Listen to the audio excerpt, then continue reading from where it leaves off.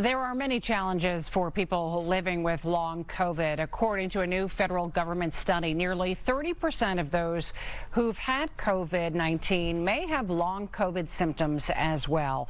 Experts say these symptoms can be mild, but others can be very severe and debilitating.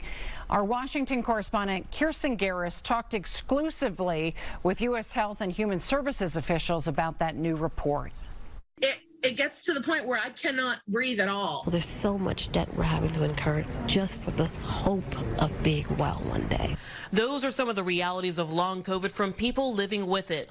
They're now the focus of this latest research from the U.S. Department of Health and Human Services. The new Health Plus Long COVID report highlights personal stories from dozens of patients and caregivers. The person with long COVID knows best what the problem is. And how to describe it and explain it. I sat down exclusively with Rear Admiral Michael Gattamarco. He's the Deputy Assistant Secretary for Science and Medicine at HHS. If you don't understand long COVID, you can't diagnose it. So first we have to understand it, then we have to develop diagnostics. The report outlines what it calls an ideal journey for someone with long COVID, starting from the initial diagnosis to insurance coverage and treatment. But the actual journey, based on patient stories, reveals some of the barriers, frustrations, and setbacks. Yeah. What can the federal government do to make the reality a little bit closer to that ideal journey? The way the federal government at this point is focused on doing that is through coordination. HHS is leading this response through the Long COVID Coordination Council. It has leaders from 14 federal departments and agencies. We have to understand the gaps and try to close those gaps. This report also offers several recommendations.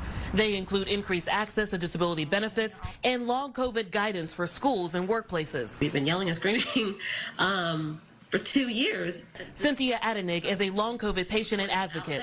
I talked with her this summer after she testified before Congress about her journey.